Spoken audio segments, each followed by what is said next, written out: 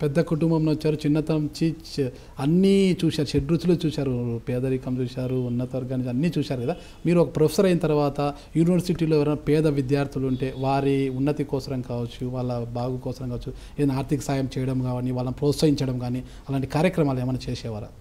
ఇక అది మా పనే కదనండి, ఇక దాన్ని బయటకు అది చెప్పేటి విషయాలు అవి మా పనే. అది ఆడున్నప్పుడు ఏ రకంగా అవసరమైతే పిల్లల్ని ఆ రకంగా ప్రోత్సహించాలి, క్లాసులో పాఠాలు చెప్పాలి, బయటకు వచ్చినాక అర్థం కాకపోతే చెప్పాలి, ఒక్కోసారి పుస్తకాలు ఇవ్వాల్సి వస్తుంది, రకరకాల అవసరాలు ఉంటాయి, సహాయం చేయాలి, ఆ విద్యార్థిని నిలబెట్టాలనే ప్రయత్నం చేయాలి. ఆ రకంగా మాకు అందరు కూడా ఏం చెప్పినారంటే, నువ్వు బయట పనులు చేసేటప్పుడు యూనివర్సిటీలో కూడా అదే విలువలు ప్రదర్శించకపోతే గౌరవం మిగలదు, నువ్వు చేసే పని పట్ల కూడా ప్రజల్లో వ్యతిరేకత వస్తుంది అని. కాబట్టి మేము బయట ఏమి ఆలోచనలతో ఏ విలువలతో పనిచేసినామో అవే విలువలు మేము యూనివర్సిటీలో కానీ క్లాస్ రూమ్లో కానీ ప్రదర్శించినాం. ప్రజాస్వామికంగా ఉండాలి, క్లాసులో చర్చ చేస్తారు, వ్యతిరేకంగా ఉంటారు, తిడతారు, అన్నీ కూడా మనము అర్థం చేసుకోవాలి, పిల్లల్ని ప్రోత్సహించాలి అనే ఒక దృక్పథంతోనే వ్యవహరించినాం. అది మన మిగతా టీచర్లకు కూడా ఉంటుంది కావచ్చు, కానీ మాకు అదొక అదనపు బాధ్యత. మనం ఈడ తప్పు చేస్తే బయట పనికి చెడ్డ పేరు వస్తుంది, రానియొద్దు, మన కారణంగా ఆ ఉద్యమానికి చెడ్డ పేరు రావద్దు. కాబట్టి మనం ఈడ జాగ్రత్తగా ఉండాలి అనేదే.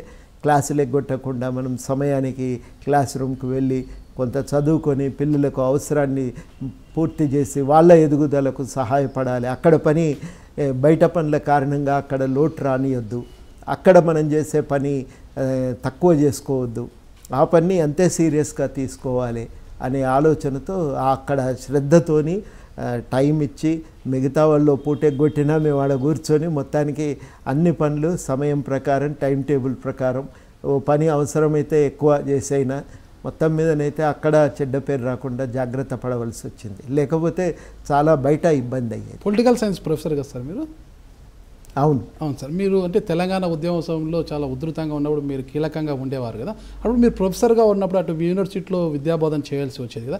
అక్కడ విద్యాబోధన చేస్తూ ఇక్కడ ఉండేవారా, అలాంటి మొత్తం తెలంగాణ ఉద్యమానికి మీరు అంకితం అయిపోయారు? అప్పుడు లీవ్ పెట్టిన, అంటే లాస్ ఆఫ్ పే కింద వచ్చారా మామూలుగా? ఒక కొద్ది రోజులు హాఫ్ పే పెట్టిన. హాఫ్ పే పెట్టిన తర్వాత అప్పుడే ఇంకా శ్రీకృష్ణ కమిటీ ఉంది కదా, మనకేమి కమిటీ రిపోర్ట్ వచ్చే వరకు పెద్ద కార్యక్రమాలు ఉండవు, కొద్ది రోజులు కాలేజీకి వెళ్దామా అని ఆలోచన చేసినాం. ఒక 2-3 నెలలు వెళ్ళినాం, కానీ విపరీతమైన పోలీసు నిఘా నడుమ మిగతా మిత్రులకు కూడా అధ్యాపకులకు కూడా ఇబ్బంది, అనవసరం అని చెప్పి తర్వాత లీవ్ పెట్టాలని నిర్ణయించుకున్నాం.